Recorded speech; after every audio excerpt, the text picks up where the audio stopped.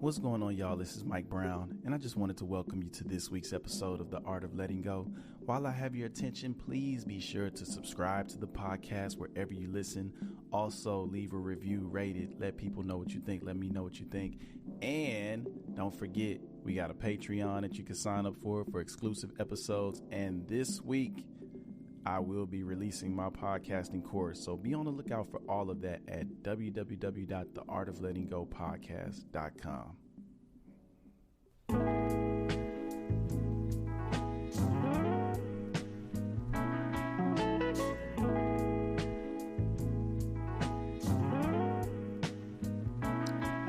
I got dope episodes coming out every week. I be trying to stay consistent. I don't care what y'all think.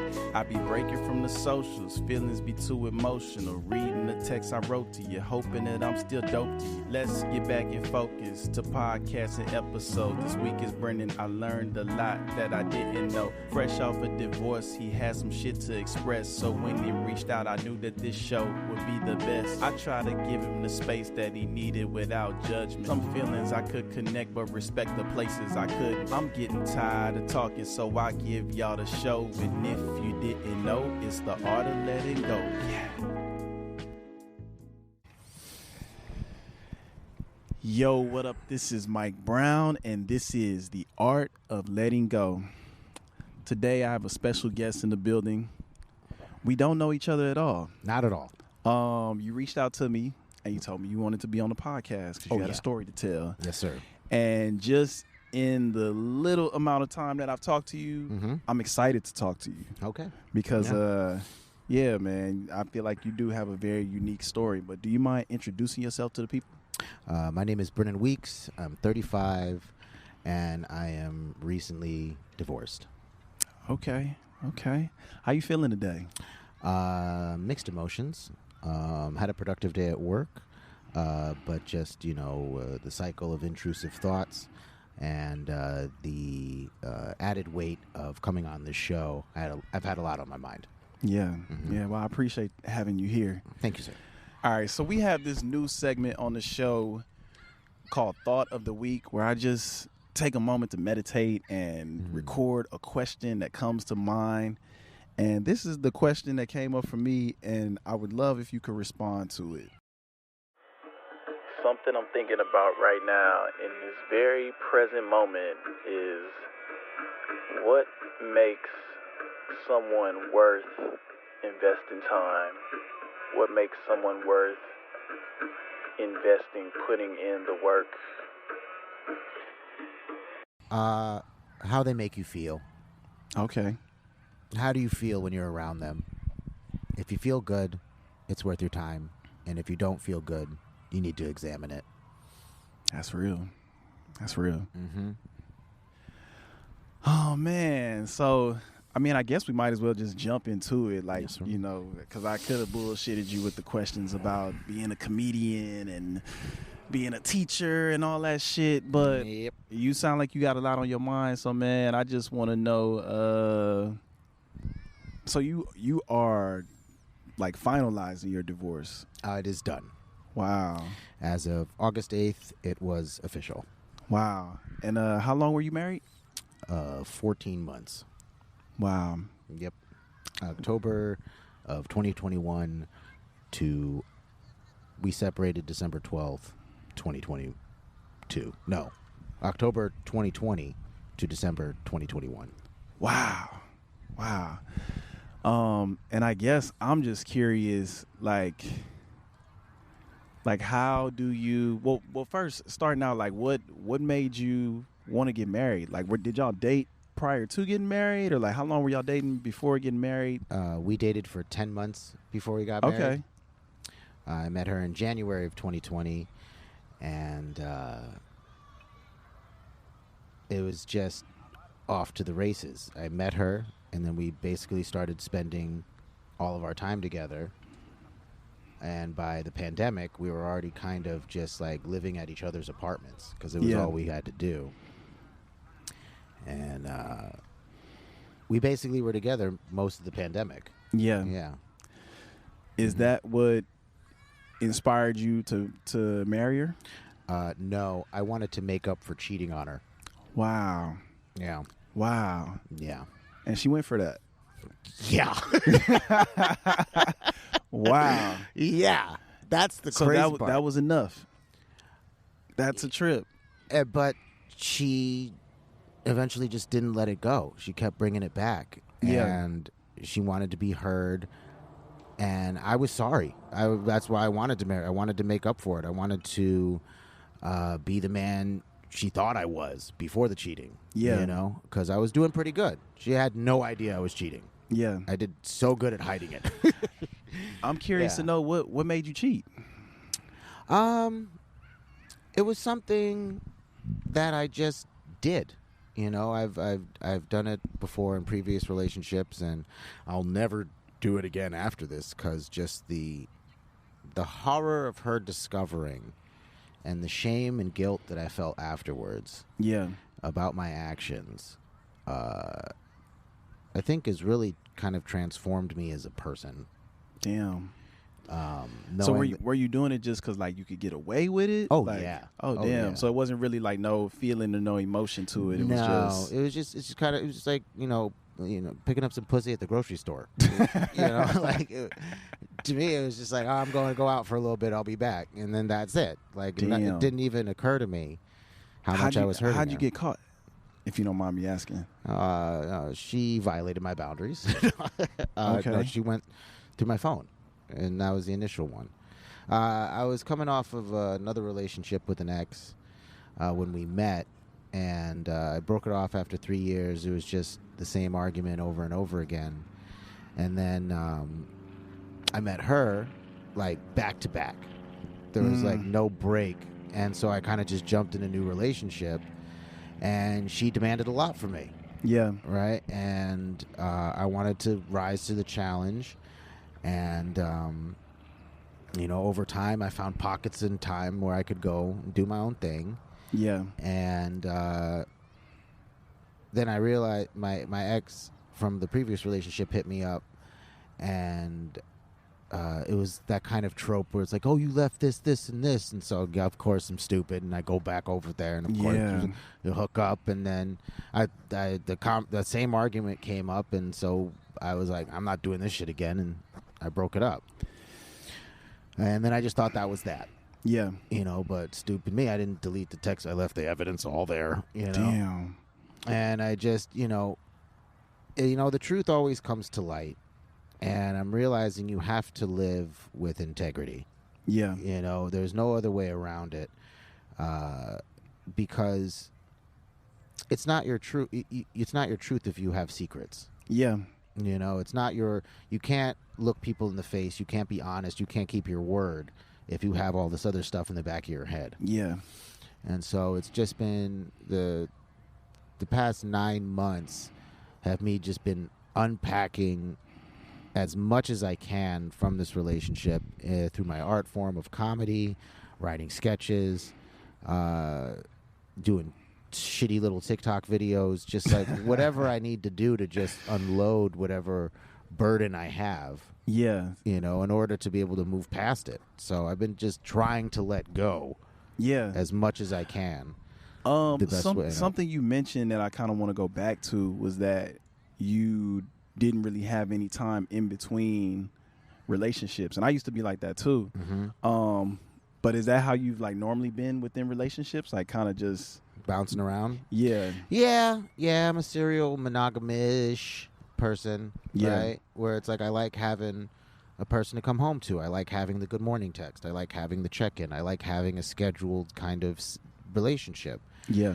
And it's just been, you know, you can't, as a man, we experience scarcity all the time, right? When you're single, it's the worst, right? And so for me, it's like once somebody wants to pay attention to me a lot, you just kind of dive all in and then do whatever they want you to do, you know?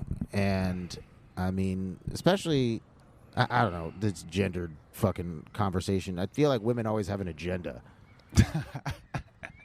Like they always have a scheduled time with you, being like, okay, so when are we going to become official? When is it going to be exclusive? I feel like, and I say that as people in general because I'm gay. Okay. I'm part of the LGBT community Mm-hmm. or whatever label you want to put on it. Mm-hmm. I'm attracted to men, Mm-hmm. and I find the same thing with men as well. Mm-hmm. But I think my question I wanted to ask you was, is there a fear of being alone? Yes, totally. Yeah, Totally. Where do you think that comes from? Because my parents were together for 35 years. Mm. They were together. My mom held my dad as he went to the next life. Oh, damn. I'm sorry to hear that. So, I mean, for me, it was like I've always wanted that kind of story. And my parents' marriage was pretty okay. I mean, my dad worked 2 jobs, so he didn't have to be at home with us. But, he provided food. My mom took care of the house. And I've always kind of wanted a similar dynamic where it's just they knew they needed each other in order to raise a family. Yeah. And, they gave me and my siblings a great life, and I've always wanted to kind of return the favor in my own life, Yeah. And I've struck out in every relationship. And to be honest, I don't want kids. And that's another thing. That's a big divisive point. And then it's kind of like, well, why be in a long-term relationship if you're not going to do the end result? But I don't know if that's the end result for everybody. Because, I know people that have been married for 20 years or plus Mm-hmm. and don't have kids and shit.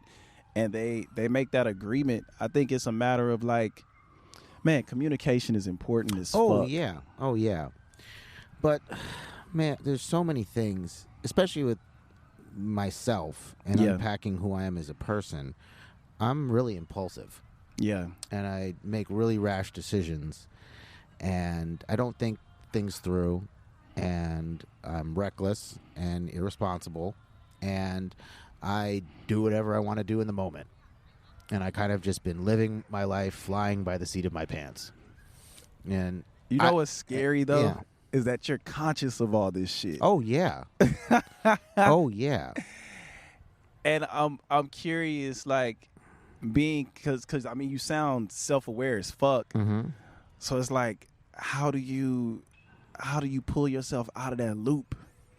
By staying busy. Yeah. Staying busy, having projects, working on things. My mind needs to be active. Yeah. And engaged fully. And, throughout, when confronted with, okay, let's rewind. You can cut this part off while I'm thinking. Yeah, no, it's all good. Okay. I really need to start paying to astrology signs a lot more. And it's funny because I was going to ask you, what's your sign? I'm a Virgo. Ooh. See, and that's the reaction that I always hear. Ooh. I always hear that reaction. No, my sister's a Virgo. My best friend is a Virgo, Mm-hmm. and my first ex was a Virgo, and my last, and I won't say my ex, but my first partner was a Virgo, and my last partner was a Virgo. Okay. And okay. I got out of a relationship very fast. Right. Okay. Y'all are great friends, great siblings, but partners, and for me, not so much. Okay. What was her sign? What's yours? Mine is Libra. Okay. One of my best friends is a Libra. She was an Aries. Okay. Yeah. And I'm realizing that when those percentages are pretty on point. They are.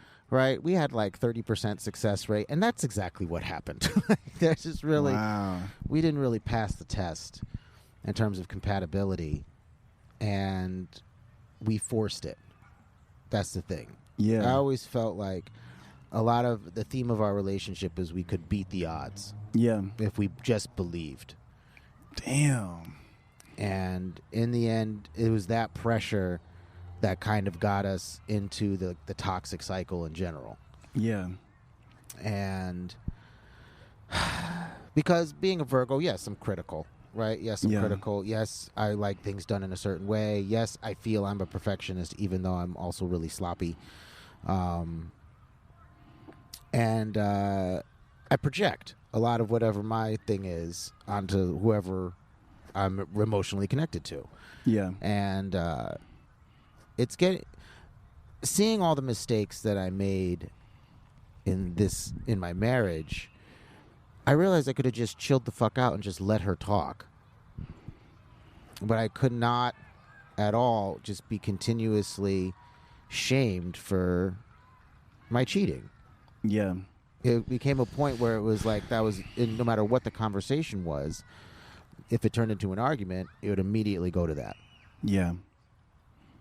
And you said the reason you married her was because of the guilt you felt. So how it happened, we got into a fight. I found out she was talking to somebody else, I think, and I told her that I found things. And stupidly, I left my laptop at her house. And she went through my laptop afterwards and found a bunch of old messages that I thought I deleted off my phone. Because at that point, I was done with cheating. I didn't do any, and it all came out. And she lost her mind and ended up having to be checked in, so to speak. Wow. And I was devastated because I thought I left it all behind. Yeah. You know? And so when she got out and I saw her for the first time, something died in there. And I felt wholly responsible for it. Damn. And I went to her apartment, and for about 5 hours, she went through every DM, every text message, and I told her everything. I told her every single thing, my whole history about it, what my thoughts were during the process, the days, the times, everything, who they were. And I was completely honest with her. And then I stood up to leave and grab my stuff. And she said, wait, just stay with me a little longer. And I was like, well, what do you want from me? And she took like a moment and she was like, more commitment. And this is a moment in time. This is the moment in time that I didn't even feel like I said this. It was like a third person said this. Because I heard the words, so would you marry me? Come out of my mouth. Come out of my mouth at that moment. And she looked at me dead in my eyes and was like, yes. What the fuck? And then I said that in my head. What the fuck? And I said, what? And she said, yes. And I was like, right now? She was like, yes. And I was like, you want to go to Vegas? And she was like, yes. It's like, let's get the dogs. Let's go to Vegas. And we drove to Las Vegas at 2 a.m. and went to Caesar's Palace and checked in and called a few wedding chapels, and we found there was a guy who would come to us. Wow. And we got married in the front of Caesar's Palace across the street from where my parents met at Bally's Casino, October 24th, 2020 at around 7 p.m. I bought a white shirt from H&M. Right? We were in our sneakers, and we bought bow ties for our 2 dogs. Yeah. So they were our bridesmaids. And we got married. Wow. Wow. Yeah. And I think the happiest I have ever been in my life was about the first 3 months of that marriage. I think that we truly loved each other for those couple of months. Yeah. Where it felt really honest and pure, and we were doing the work to be something. And then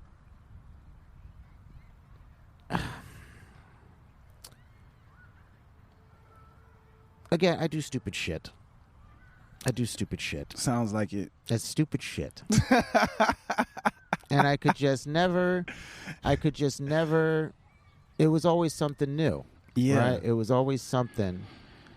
And a big thing, a flashpoint, was me liking other girls' Instagram pictures. Which is crazy because half the people I was cheating on her with weren't even on my Instagram, which is it's just what? Do you think I'm going to just leave that around? And so, like, that's insane. See, talking about it, it is insane. Yeah. And I'm trying to figure out who I am because I have this self-awareness. You very much so do. But it's the culmination of my choices that matter, right? It's actions and not just me thinking about it. And what is that thing that allows me to have that disconnect? Because of course, it's like it's just there. Things just happen. You know, things just happen. Opportunities are there, and I just kind of roll with it. And something that I think to ask you is like, what are you looking for? And not even from marriage, but just from life. Like, what are you looking for? Because it sounds like you are addicted to a feeling, possibly, or the chase of a feeling. Because like just to say you want to get married and then just drive to Vegas is like, what the fuck? That's very impulsive. Yeah. And it's like, what is it? I'm going to say this. Since my separation, I have done some very deep soul searching. Yeah. I have completely evaluated what that feeling was. Yeah. And it's cortisol. What's that? It's a hormone that causes fight or flight. I've had it since I was a child. When I used to get in trouble when I was a child, my mother in particular was a big lecturer. And I always felt I deserved it, right? Yeah. No matter what it was, I always felt I deserved it. And my ex kind of had that same trait. Yeah. And so I felt like I was in a pattern of always having to hide something. Yeah. You know, and it's been finding out who I was versus what I'm thinking about now. It was I was in lizard brain. Yeah. Most of the time I was in survival mode. Yeah. It was always, when is the next argument coming around the corner? And whether or not it was caused by my actions or not, to be in that position of being in that childhood self of being yelled at for doing something wrong was constant. Yeah.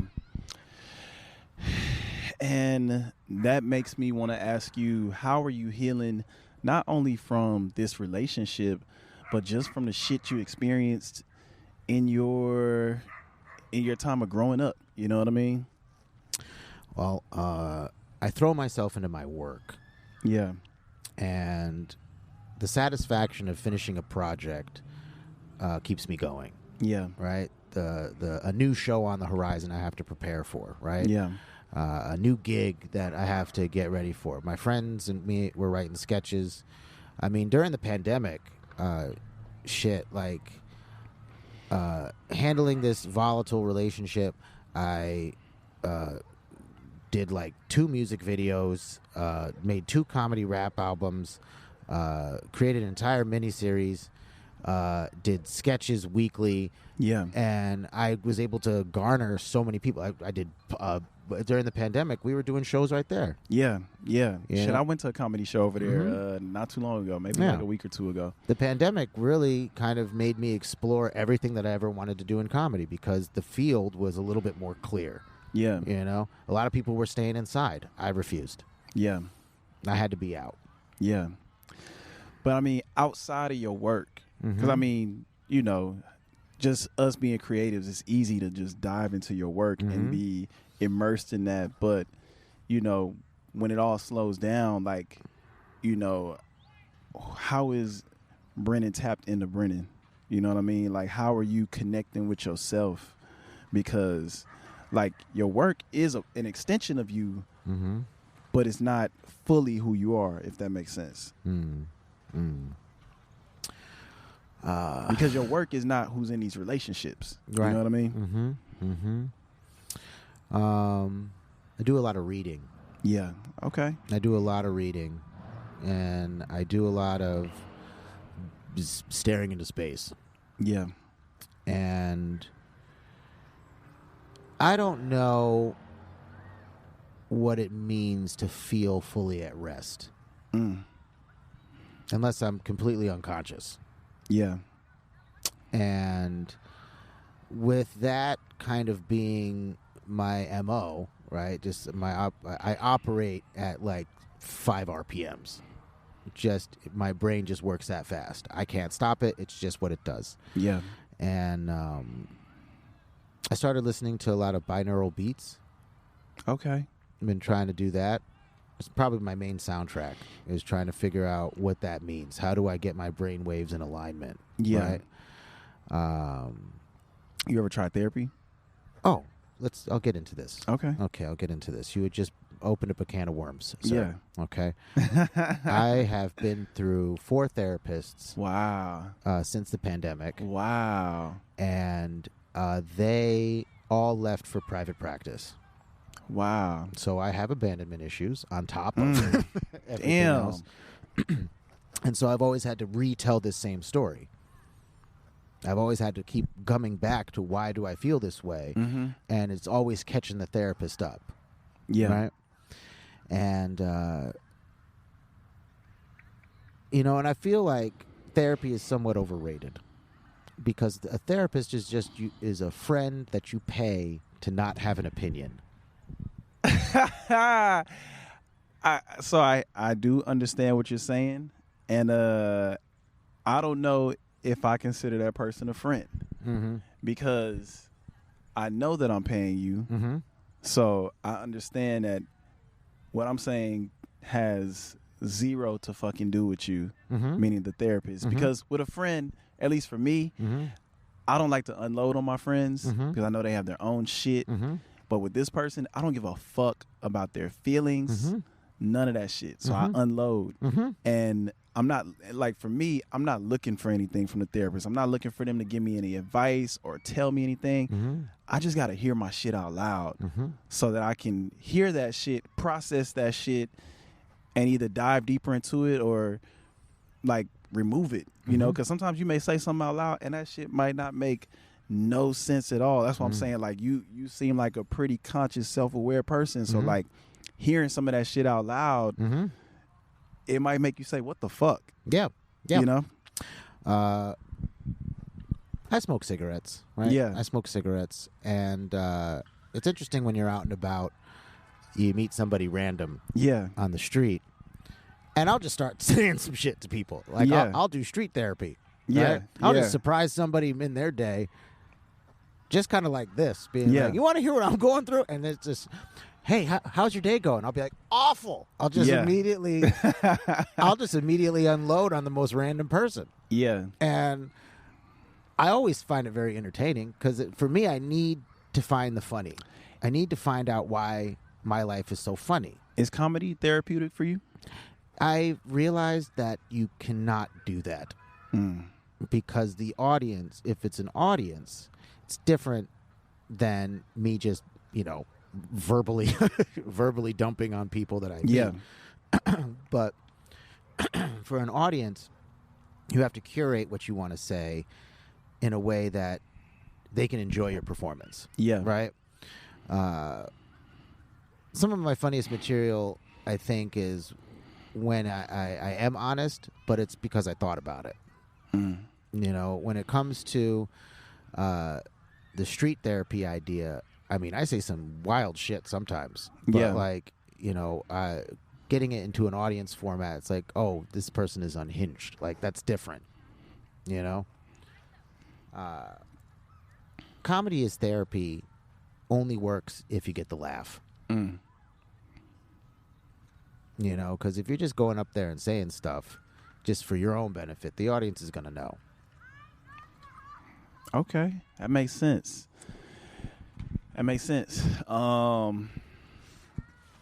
Yeah, it's very interesting to me how funny comedians can be, but how dark a lot of your lives can be. Yeah, that's the whole the masks, right? The masks of happiness and sadness, and you just put it on because it's entertaining. You're there to give yourself to people, right? Whatever this need is to be the center of attention. You're giving your energy away constantly. Yeah. And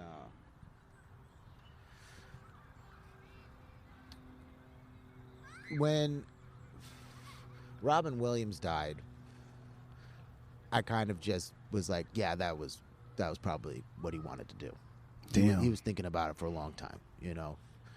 When Jack Knight, who recently just passed, like, he made it to the top, man, and he didn't want to get old. Damn. That's what I'm assuming. Do you want to get old? While doing this, who knows? Who knows? I figure my marriage shaved off about 10 years of my life. Damn. Already. Damn. Mm-hmm. And also, it's kind of a weird, macabre idealism to think of, you know, a limited lifespan being like, I want to pack as much as I can into this life. You know? And the phrase being here for a good time, not a long time. Yeah. You know, and very fatalistic. Yeah. But I don't know how to grow old together and be that couple at Denny's, sitting there and just cutting toast. Like, I don't know if I'm cut out for that. Yeah. You know? It's James Woods, a.k.a. That Yoga Dude would feel free to feel free. That Yoga Dude, James Woods, some random guy, whoever I am. I'm fully being it. Fully being yourself. Open, honest, authentic with who you are. It's not always easy, but it's always rewarding. To make it a little bit easier, let's take a couple of deep breaths and really breathe into the amazing person that you are. The physical, the mental, the spiritual, all gets connected with the breath. Each and every breath is an act of appreciation for exactly who you are in exactly that moment. On the count of 3, we'll relax the shoulders,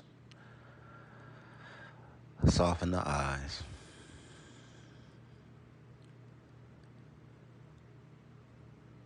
relax the hands. 1, 2, 3. Deep breath in, breathe in. And a slow, long exhale. Deep breath in all the way into your belly, your back. Long exhale, shoulders relax. Belly. Deep inhale here. Feel the oxygen come all the way up into your brain, your belly, your back. Breathe, breathe. Then just open your mouth and exhale. Let it all out.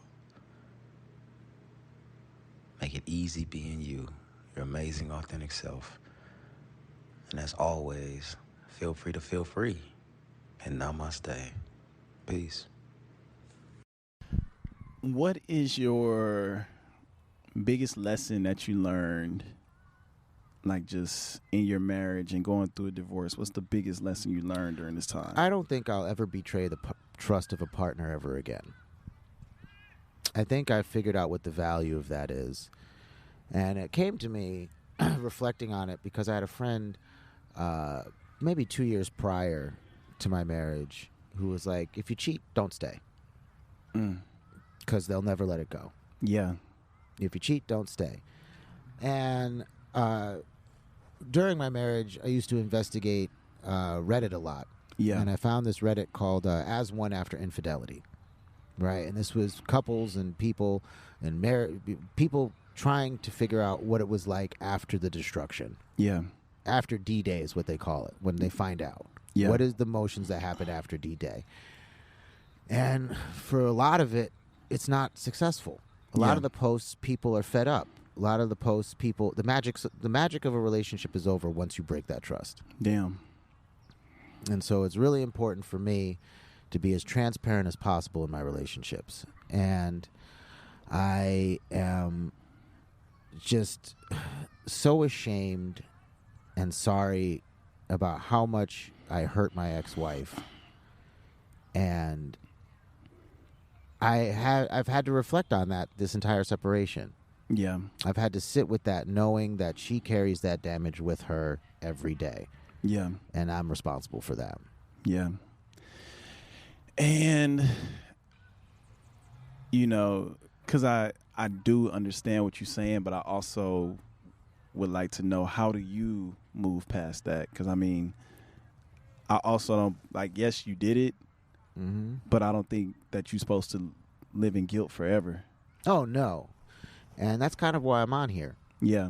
You know, as a way to just say a farewell to that chapter of my life. And just try to walk with integrity. Yeah. And if I can do that, I feel like the hurt that I experience will dissipate over time. Yeah. Like, I have to remember this as a moment, as a core memory, so I don't repeat the same mistakes again. That's real. What advice would you give to people? Don't cheat. Don't do it. Just leave. If you're not happy, just leave. Don't hide anything. Yeah. Just be done. Because once you step outside the bounds of that trust, the magic is gone. Yeah. If you get caught, whatever, it doesn't matter the circumstances, everything will come out eventually. And if it doesn't, you're a sneaky piece of shit. You know? That's real. It's real. So now I want to take us into our next segment. It is called Ask Me a Question.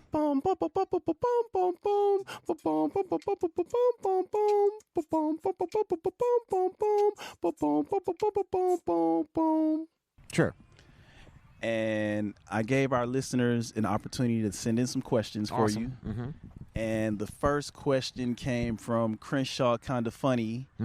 And he asked, did your comedy play any role in your divorce? My ex was also an aspiring comedian. Oh, shit. And we ran an open mic together and a few shows together. Damn. Yeah. And we fought about those things too. And so, and my question to that is, do y'all still run into each other, like on the scene? No, she's done. Okay. For as far as I know, she's done. Okay. I refuse to quit. Yeah. Regardless of what the circumstances in our relationship, my comedy is separate from my relationship. Yeah. No, I've been doing it way too long to feel like I have to give up on that dream. Yeah. Right. So, the role of my we used to have jokes about each other. That was fun. We used to put all of our dysfunctionality on stage. Yeah. And try to make jokes out of it, because that was a way for us to cope. Yeah. You know. I mean, I would just go up there and be like, yeah, old ball and chain, you know, like it's the same shit. Shoot, thank you, Crenshaw, for that question. Thank you, Crenshaw. Our next question comes from All That and a Bag of Chips, and the question is, what advice would you give to someone navigating dating someone who's going through a divorce? To be gentle. Yeah. Also, why? You know, the divorce is interesting. Hey, what's up, dude? Yeah. It's called The Art of Letting Go. Check it out. Yeah. Advice to give someone who's going through a divorce, or dating somebody who's going through a divorce, is to let them be who they are. Yeah. I think, you know, I've tried dating, and I knew I wasn't ready at the time, but I've met someone new since then, and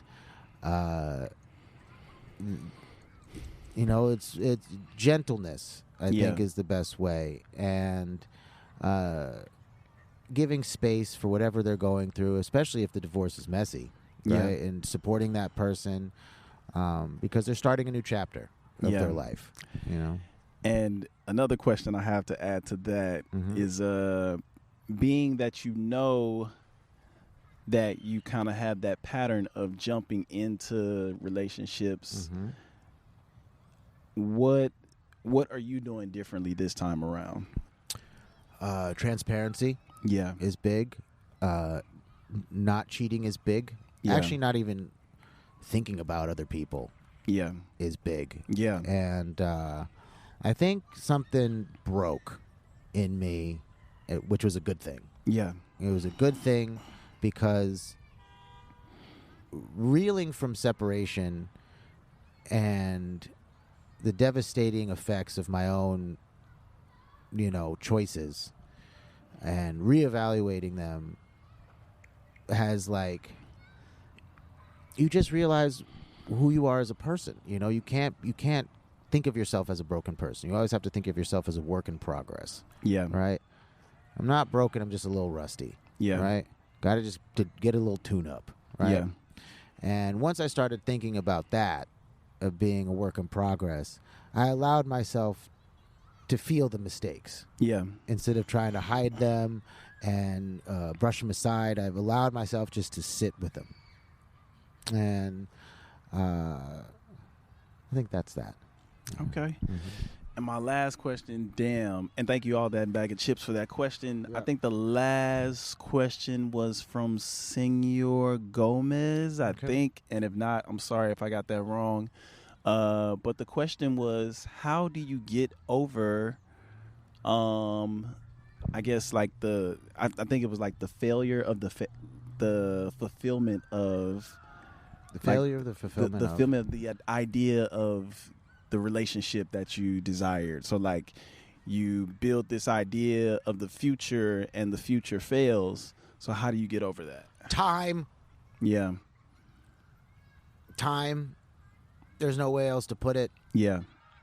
And it doesn't matter. The thoughts will reoccur. Everything will come back again and bite you, and everything. You'll feel it all over again, like even if it was the first day. Some days, months out of the way, years away, you'll feel it again. And memories are interesting because they're only in your own head, and the separation of reality from what's inside your head to what you deal with in front of you. You just have to let more memories build on top of that. So it's probably seeking more happier experiences and building better connections with the people around you and who love you, and getting support. And I thank God for my friends who know how big of a piece of shit I am and weren't surprised at all. They weren't surprised when I got married, and they weren't surprised when I got divorced. Right? And I love just the fact that my friends have been so unconditional with me. And it's just, you just have to have those people. You have to have a community behind you. For sure. My family didn't even bat an eye. They had no idea. That's real. And now our last segment, which is 5 Questions of Freedom. And this is sponsored by Feel Free to Feel Free. And you can answer these questions any way that you like.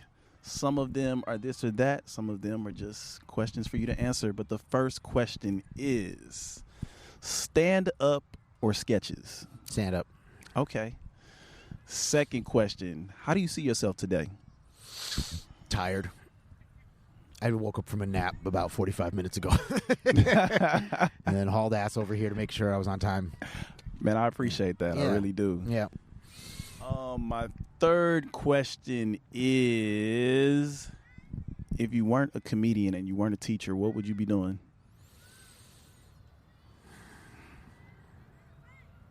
I don't know.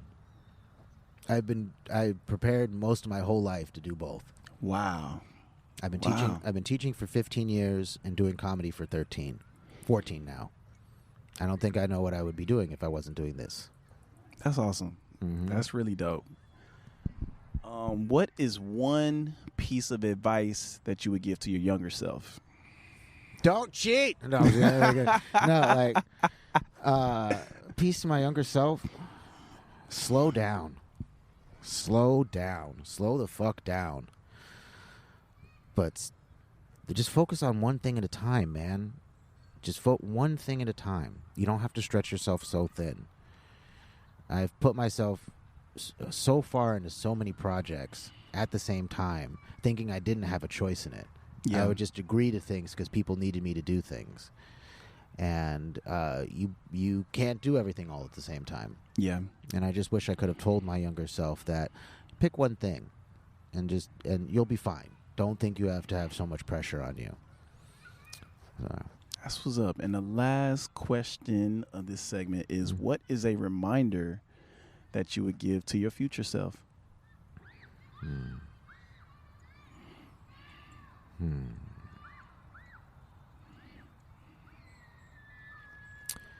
Is what you're doing honest?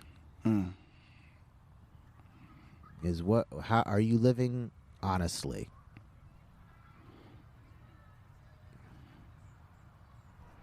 Man, Brinan, thank you so much for coming on the show. Man. Thank you, man. I hope to stay connected with you. Sure. This is really dope. Thank you, sir. Can you let the people know where they can find you? Instagram, TikTok, Facebook, Brinan Weeks, BRINAN WEEKS. That's what's up. Man, thank you for being on the show. Thank you so much. Thank y'all for listening. This is Mike Brown, and this is The Art of Letting Go. Thank you. Peace. Peace.